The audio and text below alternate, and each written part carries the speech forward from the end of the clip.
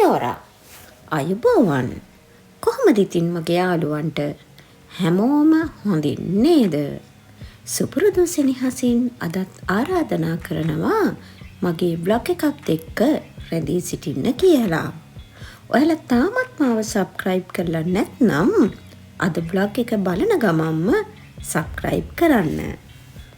අද ජනවාරි 1 වෙනිදා ඔයාලට මතක ඇති ගිය පාර බ්ලොග් එකෙන් මම ඔයාලත් එක්ක නිව්සීලන්ඩ් වල ලංකාරාම පන්සලට අලුත් අවුරුද්දේ ගියා.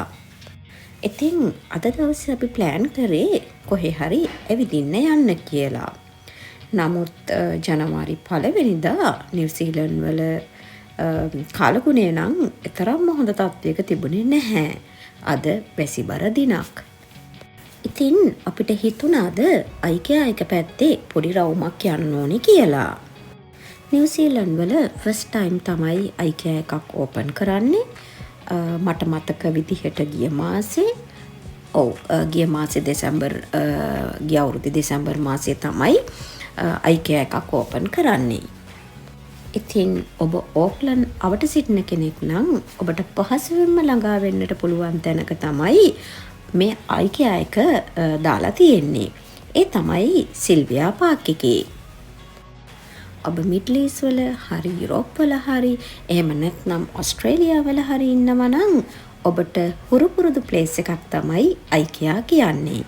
නමුත් නිව්සීලන්ඩ් වල ඉන්න අයට නම් ෆස්ට් ටයිම් තමයි මේ එක්ස්පීරියන්ස් එක ගන්න chance එක ලැබෙන්නේ. පර්සනලි මමත් IKEA වල තියෙන ප්‍රොඩක්ට්ස් වලට හරිම කැමති කෙනෙක්. විශේෂයෙන්ම අපිට affordable price එකකට quality product එකක් ගන්න IKEA එකේදී අවස්ථාව ලැබෙනවා. ඔබ නිව්සීලන්ඩ් IKEA එකේ shopping කරනවා නම් සහ ඔබට වයස අවුරුදු 3ත් 8ත් අතර දරුවෙක් සිටිනවා නම් ඔයාලට ස්පෙෂල් chance එකක් හම්බෙනවා. ඒ තමයි IKEA එකේ තිබෙන play area එකේ ඔයාගේ දුව හෝ පුතා සුපර්වයිසර් කෙනෙක් යටතේ තියලා ඔයාට නිදහසේ shopping කරන්න අවස්ථාව ලැබෙනවා.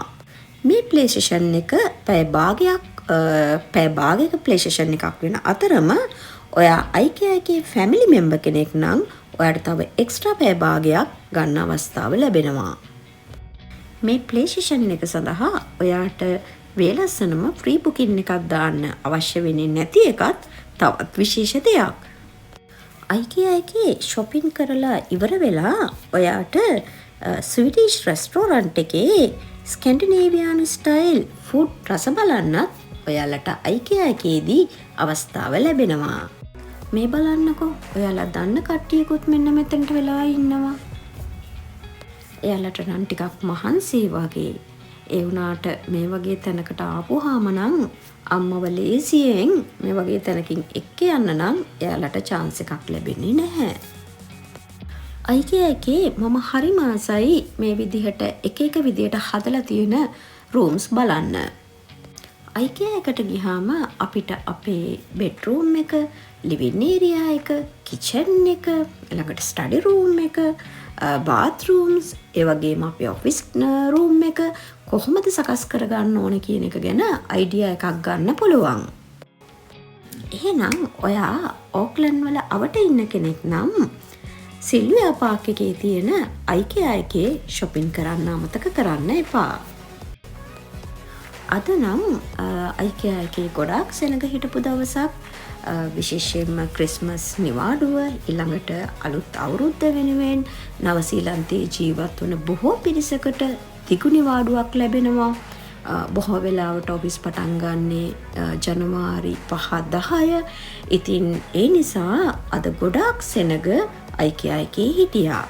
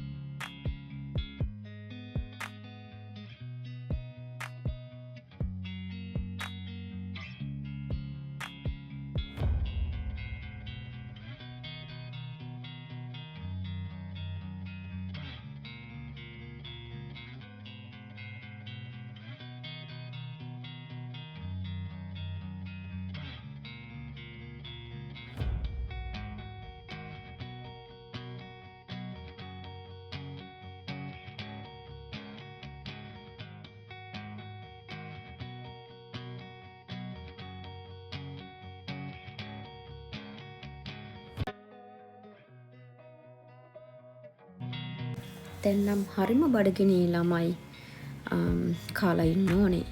ඉතින් බලන්නකෝ අපි පොඩි හෙල්ප් කෙනෙකුත් හොයාගත්තා. ඉතින් ඒ නිසාද අපිට හරිම ලේසි අපිට වාඩි වෙලා ඉන්න තියෙන්නේ. හෙල්ප් තමයි ඔක්කොම කරන්නේ.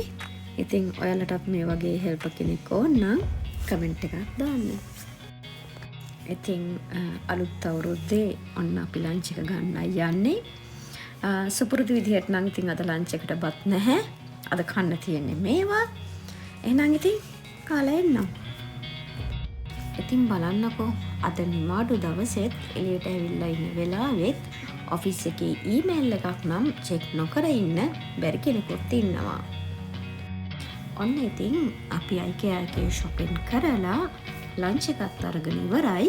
දැන් හදන්නේ ගෙදර යන්න. බලන්නකෝ දැන් නම් අහස නිල් පාටයි. එහෙනම් අදට ගිහින් එන්නම්. සුපුරුදු පරිදි ලබන සතියේ ආයෙත් හම්බ වෙන්නම්. මාත් එක්ක රැඳී උන්නාට බොහෝමත්ම ස්තුතියි. අචිනීස් ඩයරි එක්ක දිගටම රැඳී ඉන්න කැමති අය channel එක subscribe කරලා තියාගන්න. ආයිත් දවසක හම්බ වෙමු. හැමෝම පරිස්සමින් ඉන්න. සුබ දවසක් ප්‍රාර්ථනා කරනවා.